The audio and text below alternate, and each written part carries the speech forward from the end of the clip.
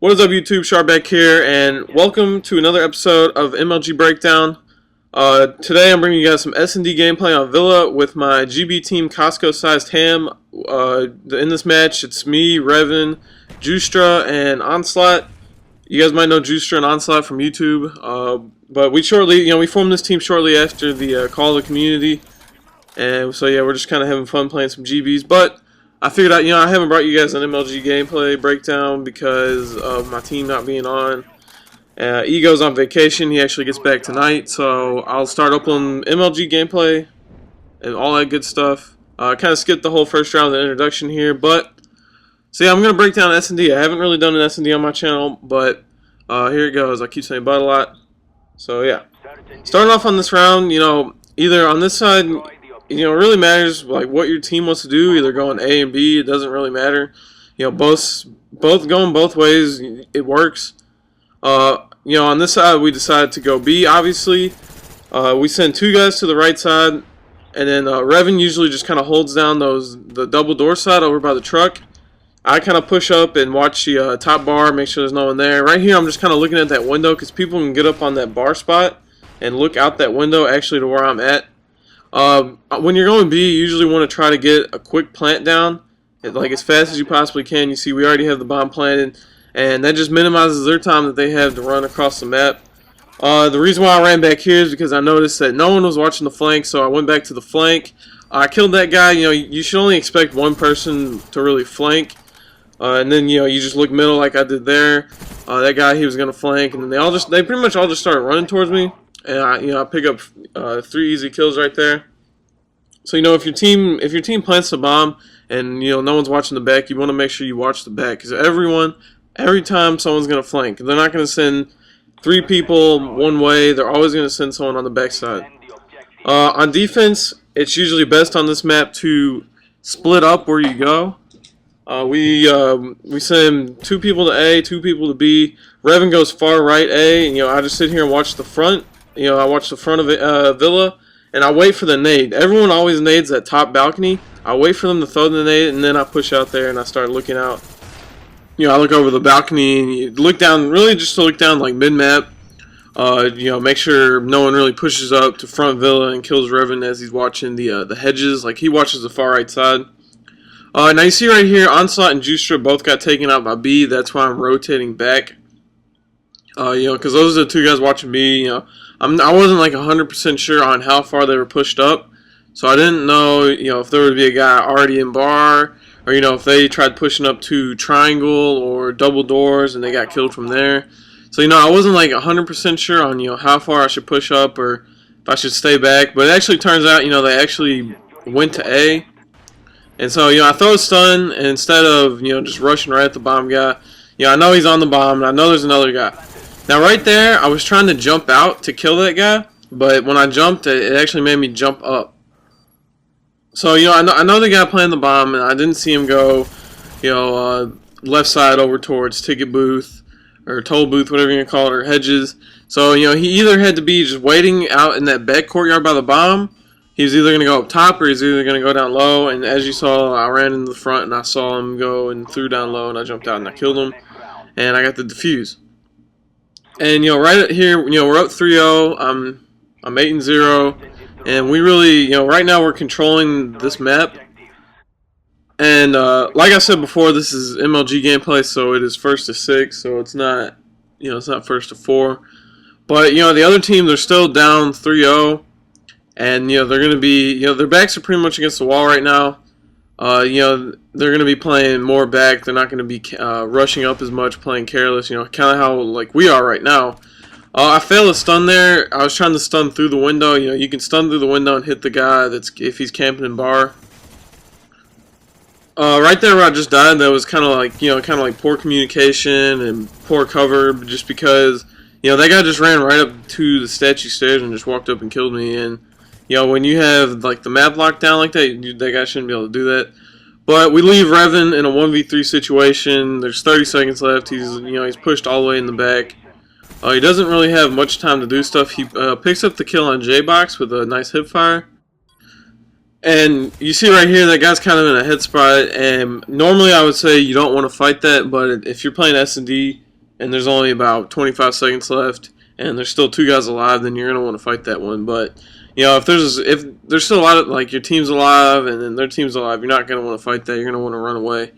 But in that situation, he really had no choice. It was just kind of like a do or die moment.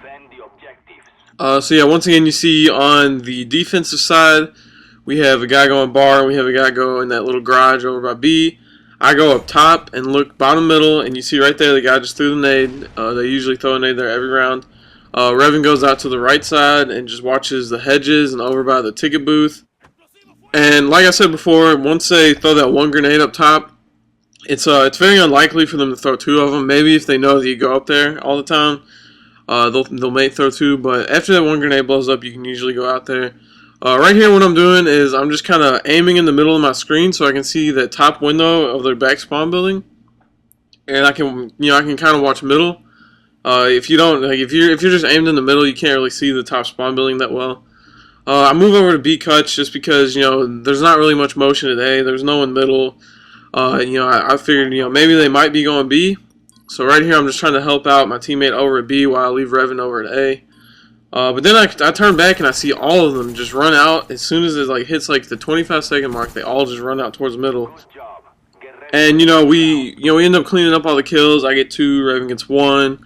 That was just bad execution on their part, just because they waited so long to push, and they all just pushed middle. Like, they're just kind of, they didn't really care, and they're just like, all right, we're just gonna lose this round anyway. Let's just all run middle and see what happens. And exactly what happened. They all got killed. They were all mid map. Pushing when it's like a 3-on-3, or like say if it's like a 2-on-4 or something, you usually do want to stay together, but all pushing middle is not the best option. You either want to all go A or all go B. Right there, I threw that nade top villa, and right now I'm just kind of trying to lay down cover fire for Juice as he has the bomb. And I realize we only have 2 players alive. Our other 2 guys died over by A.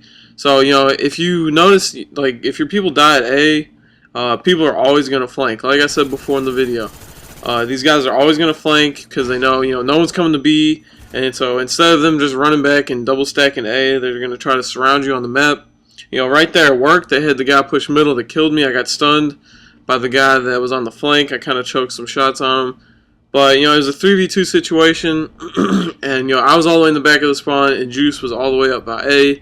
There's another example where I kind of say you want to stay together, where you kind of spread out, and they just singled us out and killed us both. Villa to me is a really repetitive map for defensive side, just because rushing is not really the best thing to do if you're playing against a good team. They're really going to have the choke points and the crossfires and all that stuff locked down, and you're not really going to be able to get through someone's team setup. So, rushing is not the best option on defense, so you really just want to stick to the same strat of, 2A, 2B. I see my teammate gets taken out of B, so once again, I'm the guy to move over. Revan's too far over to A to have to shift over, so, I shift over from up top.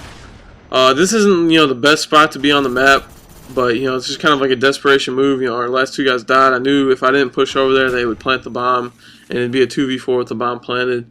I end up taking one out, and Revan gets taken out on the flank. They did the right setup there. They all pushed B. They knew to go back and watch the flank, and they cleaned up the kill on Revan.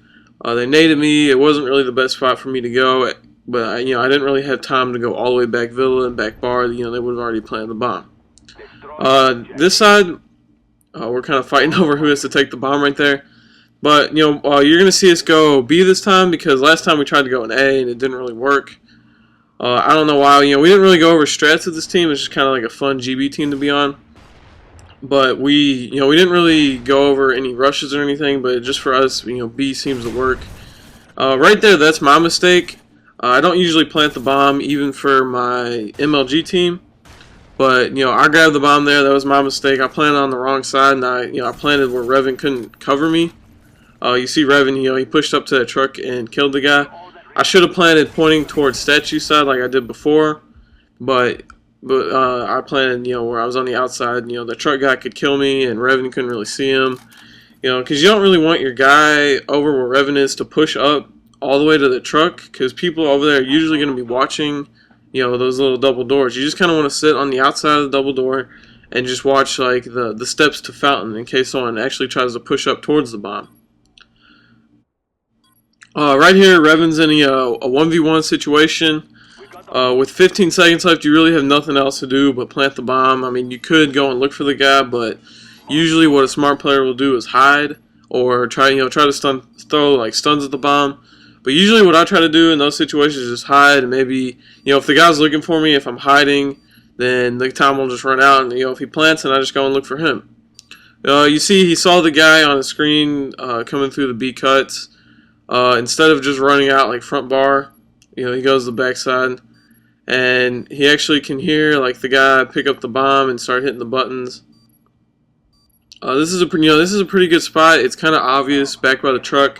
A lot of people go there, but it's really good, to go after you have the bomb planted. Not really so much a good spot to go like as soon as you plant the bomb, but it's it's a really good spot to go after the bomb has been planted. After a while, the timer's running out. The guy might have already looked over there. You see right here, doing the same thing. Like I said, it's a very repetitive map. You want to go same place. You really want to just hold down the same spots in case they rush. I already saw they throw their grenade. Right here, I'm just kind of waiting for them to, maybe throw two. I see, they're not. And Revan calls out the guy over by the hedges. And I actually throw a stun over there, and I don't hit him with the grenade, and I start getting shot from up top in their spawn building. You don't really want to fight that just because, the guy's up in a building and he's in a better spot. You see, I saw, Revan got taken out over by back A. That guy, he shouldn't have fought that. I was behind a wall, he was just in a wide open window, and, he gets taken out. So right now, I'm just holding down A, and the other guys are holding down B. They really should have sent one guy over to A, maybe to help me, because, they noticed that, A is being hit heavier. I take out another guy in the same exact spot. The bomb was probably down there for that guy to go to the same exact spot as before. Right here, I choke a two-piece. I should have killed both those guys. And then here's another spot. We win right here. But, these two, they shouldn't have rushed up. And, they should have stayed back. But, they're kind of new to the whole GB thing. So, cut them some slack. We won that 6-3. I hope you guys enjoyed this breakdown. I have never broken down an S&D before. Please like the video, subscribe if you're not subbed, and leave it a favorite and a comment. All that jazz, and yeah, thanks for watching.